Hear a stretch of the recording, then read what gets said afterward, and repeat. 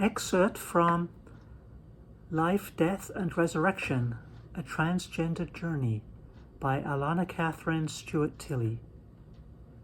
This is an excerpt from Chapter 8, Fully Known. When I was a child of school age, about 7 or 8 years old, the family across the street had children to play with, of whom one was a daughter about my age. The daughter had a ballet outfit just lying there on the bedroom floor, and that is my first memory of a transgender experience. I thought like a child. There was the feel, the slight constriction of fabric cut to touch the skin, a freedom of the legs only otherwise attainable for a boy, naked or in swimming trunks. But that mirror leaning against the wall, that reflection of a girl in a ballet outfit, was that not so right?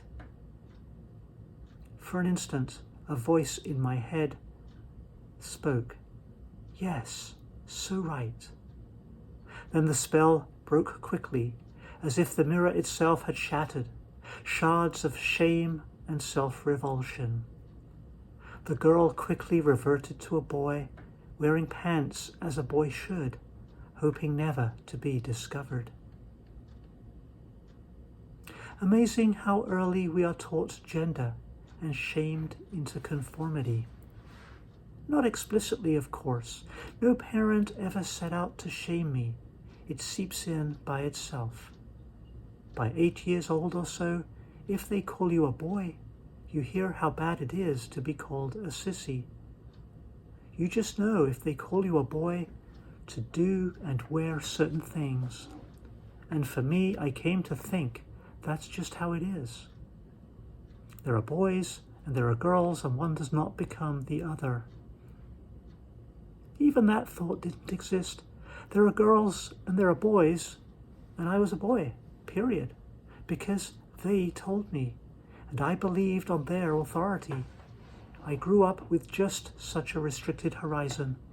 No doubt my parents, their parents, and their parents' parents too. Much later, struggling to come out, even to myself, I heard voices of reaction in my head, affirming traditional culture, of the unbridgeable gulf between male biology and the gender identity of a woman. It had always been that way because, well, that's how God made it. Or perhaps, with or without God, just how it was meant to be. It had always been that way, and maybe in the past some people had been unhappy about their assigned gender, but they had put up with it. If they had been assigned as men, then they had manned up, as the saying goes. The internal transphobe asked, couldn't he just man up in deference to centuries of tradition and normalcy? At bottom, the voices of reaction were only saying that generations before you were unhappy, and you too, ungrateful wretch that you are, should be content to be unhappy too. There is in Christianity a concept of redemptive suffering, but the Buddhists have a saying, pain is inevitable, suffering is optional.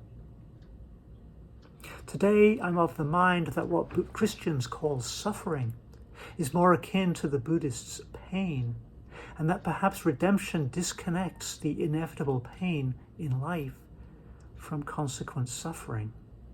We all encounter pain. How we locate that pain in the larger picture, how we transcend finitude, has much bearing on the extent to which suffering overcomes us. The Buddhists are talking about inevitable pain. How inevitable is the pain of gender dysphoria? Incongruence between assigned gender and gender identity may well be inevitable for some small percentage of the population. It's the traditional setting with its unbridgeable gulf between biology and gender identity that creates so much of the pain I was experiencing. What if society could regard external changes in gender identity in a way similar to religious identity? There are cultures and subcultures in which religious conversion is grounds for ostracism or even death. But I'm remembering the progressive culture of my upbringing. I remember becoming a Unitarian Universalist, having been anti-church. True, it seemed strange to tell one's colleagues at work of going to church last Sunday before church-going had felt normal. But the transition to church-going had not aroused strong feelings in opposition from family, friends, or colleagues, or even much inner resistance. Once more, embracing Christianity had raised some eyebrows, but few haggles. Even my atheist socialist grandfather came to understand the analogy between how I pictured Christianity with its oft negative practice and his picture of socialism with its oft negative practice. That was the last time I saw him alive, and this last connection of mutual understanding is etched in my memory. Had he lived to see my transition, I doubt he would ever have understood. How could he, a man of his time? I do not believe God made the social tradition that way, and I've tried for decades to man up. I have just begun to experience the happiness this internal experiment brings into my life. Not a flighty happiness of the moment, or a hedonistic happiness like sex, chocolate, or a good beer, but the happiness of a soul deep down, reaching out to an expansive, life-affirming spirit, to God no less, an immanent and transcendent love, seen now dimly in a mirror, promising that I am known already, and at the end of an age to be seen face to face.